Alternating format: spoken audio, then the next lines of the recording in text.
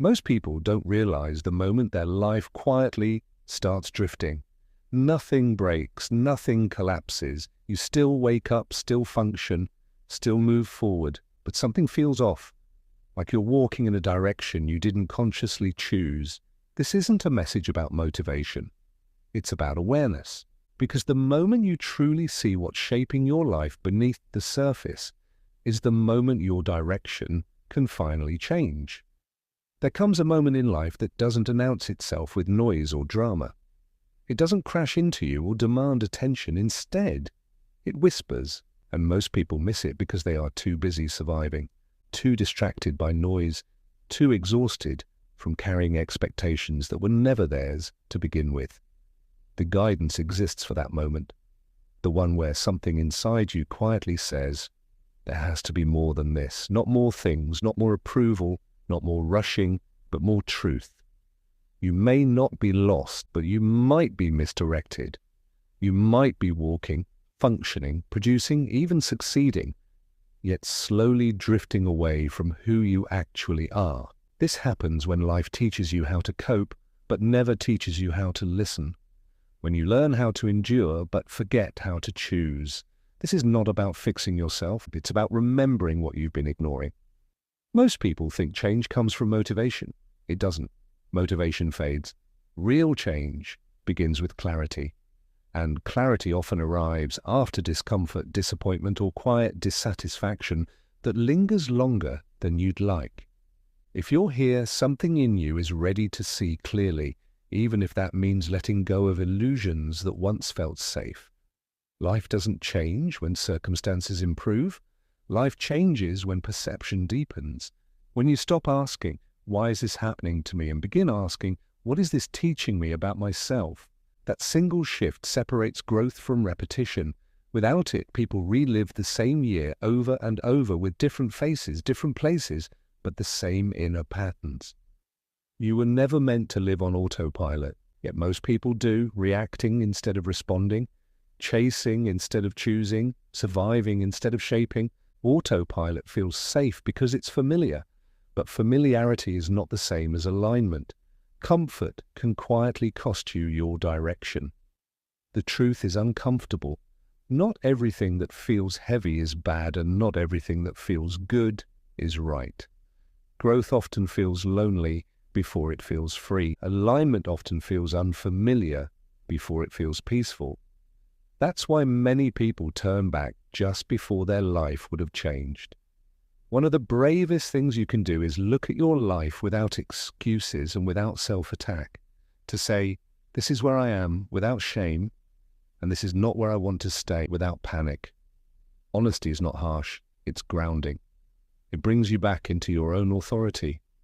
You are not behind, you are not broken, you are not late. You are simply at a point where awareness is knocking louder than distraction can cover. Many people silence that knock with noise, entertainment, or overworking. Few choose to open the door. Opening the door doesn't mean everything changes overnight. It means you stop lying to yourself about what drains you, what shrinks you, and what quietly dims your spirit. It means you begin to notice patterns instead of blaming people. Your life is not shaped by the big decisions you remember. It's shaped by the small, repeated choices you barely notice, the thoughts you allow to linger, the excuses you repeat until they sound like truth, the moments you stay silent when something inside you asks to speak. These are the quiet architects of your future. People often believe their circumstances control them, but in reality it is their patterns that do. Patterns of reacting instead of reflecting, patterns of choosing familiarity over truth, patterns of postponing change until life forces it. Until you see these patterns clearly, direction remains accidental. A pattern is powerful because it feels normal, and what feels normal rarely gets questioned. This is why people stay in lives that don't fit them anymore, because discomfort became routine, and routine became invisible. You don't repeat cycles because you are weak. You repeat them because they once protected you. At some point, a behavior helped you survive emotionally, socially, or psychologically. But survival strategies are not meant to become permanent identities. What once kept you safe can later keep you stuck. Avoidance can turn into isolation. Pleasing others can turn into self-abandonment. Endurance can turn into quiet resentment. Growth begins when you recognize that a coping mechanism has expired. This recognition is uncomfortable because it removes the comfort of blame. It returns responsibility gently but firmly back to you. Not to punish you, but to free you. Direction changes when you stop asking, "How do I feel right now?" and start asking, "Where is this leading me?" Emotional relief is temporary. Direction requires a longer lens. Many people mistake emotional relief for progress. They avoid hard conversations, difficult decisions, or necessary endings because avoidance feels peaceful in the moment. But avoidance always charges interest later. True peace is not the absence of discomfort. It is the absence of inner conflict, the quiet confidence that you are not betraying yourself to maintain comfort. Your mind is constantly making agreements about what you deserve, what is possible, and what is just how life is. These agreements are rarely examined, yet they dictate behavior more strongly than motivation ever could. If you believe you must struggle to be worthy, you will sabotage ease. If you believe rest must be earned, you will feel guilty when you slow down. If you believe love requires self-sacrifice, you will call depletion loyalty. Life follows the rules you accept internally, not the goals you state externally. Awareness doesn't ask you to change everything at once. It asks you to notice without judgment, to observe how you speak to yourself when you fail, to notice what you reach for when you feel empty, to see where you compromise yourself without being asked. Judgment shuts awareness down. Curiosity opens it up. When you observe yourself with curiosity, patterns begin to loosen their grip. You cannot outgrow what you refuse to look at, but the moment you look honestly, growth quietly begins. There is a subtle cost to staying misaligned, fatigue that sleep doesn't fix, irritability without a clear cause, a sense of moving but not arriving. These are not weaknesses, they are signals. When your actions contradict your values, energy leaks. When your words contradict your needs, tension builds. When your life contradicts your inner truth, exhaustion becomes chronic. Alignment restores energy because it removes resistance. You stop fighting yourself. Many people wait for clarity before taking responsibility. But clarity often follows responsibility. When you stop outsourcing your direction to circumstances, clarity sharpens. This does not mean controlling everything. It means choosing consciously where you do have power, your habits, your boundaries, your standards, and your self-talk. Small conscious choices repeated daily quietly reroute a life. Boundaries are not about other people, and they are about self-respect in action. They are the point where your inner truth meets the outside world. Without boundaries, your life is shaped by other people's needs, moods, and expectations. With boundaries, your life begins to respond to your values. A lack of boundaries does not come from kindness. It comes from fear of disappointing, fear of conflict, fear of being misunderstood.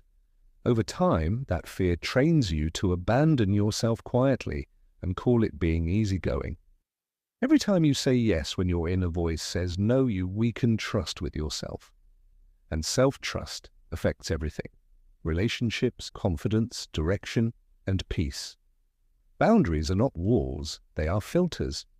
They allow in what aligns and block what drains. When you don't set them, life decides for you. Those who benefit from your lack of boundaries will resist them the most. This resistance is not proof you are wrong. It is proof that change is happening. Self-respect is built quietly. It grows every time you leave a conversation that diminishes you, every time you stop over-explaining, every time you choose rest over guilt. You do not need permission to protect your peace. You do not need approval to change your standards.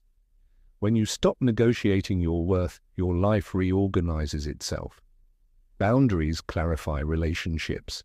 They reveal who respects you and who only tolerates you when you are convenient. This clarity can be uncomfortable, but it is stabilizing. Some connections will fade when you stop overgiving. Let them. Loss that comes from self-respect is not loss. It is release.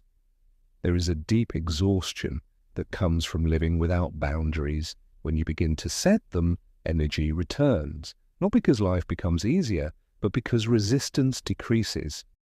Boundaries require clarity before courage. You must know what drains you, what matters to you, and what you are no longer willing to tolerate. You don't need to announce your boundaries, you live them. Consistency teaches the world you are serious about your standards. Letting go is the next quiet shift. You are not meant to carry outdated identities forever. Roles that once kept you safe can later keep you small. You are allowed to evolve beyond who you were expected to be. Expectation becomes an invisible cage when unchallenged. Letting go is practiced, not declared. Each time you stop explaining, each time you release guilt that isn't yours, each time you refuse to carry what was never meant to be yours. Emptiness is not the enemy, it is fertile ground. Direction reforms in space. Nature sheds without apology. Trees do not cling to dead leaves out of loyalty. Neither should you. When you stop carrying outdated identities, your energy shifts. You respond from choice instead of obligation. Some people will struggle with your growth. This discomfort is not your responsibility. Growth is not betrayal, it is honesty. Letting go reveals how much of your life was driven by fear. When fear loosens, direction strengthens. You don't need to suffer to be meaningful. Release also applies to timelines. You are not late. Pressure distorts direction. Letting go is trust that what aligns with you will meet you where you are. Purpose does not arrive through force, it arrives through alignment. Purpose is revealed in what consistently pulls your attention, not what impresses others. It is not always a title. Sometimes it is how you move, speak, listen, and respond. Purpose leaves clues in what energizes you and in what you return to without reward. Comparison distorts purpose. Presence reveals it. Alignment pulls, pressure pushes, alignment sustains. Your body often recognizes alignment before your mind does. Purpose unfolds through contribution, not performance. You don't need to feel ready, you need to be honest. Purpose evolves as you evolve. When you stop fighting yourself, energy returns and decisions simplify. Purpose steadies you. Living in direction requires practice, not intensity. You protect your direction quietly through boundaries, silence, and restraint. Integration happens in ordinary moments. You will be tested by subtle invitations to return to old patterns. The question is whether you will choose alignment when no one is watching. Confidence grows from self-trust. Direction is a steady return, not a straight line. You don't need to announce your growth. Alignment speaks for itself. You stop being chased by time. You move sustainably. Direction is not reached. It is maintained. You now carry a compass that works. You know how to listen. You know when to pause. You know when to let go.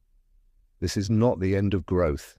It is the end of confusion ruling your life. Alignment makes courage accessible. Let your life be guided by clarity instead of pressure, by presence instead of performance, by truth instead of expectation. That is how direction becomes natural. That is how peace becomes permanent.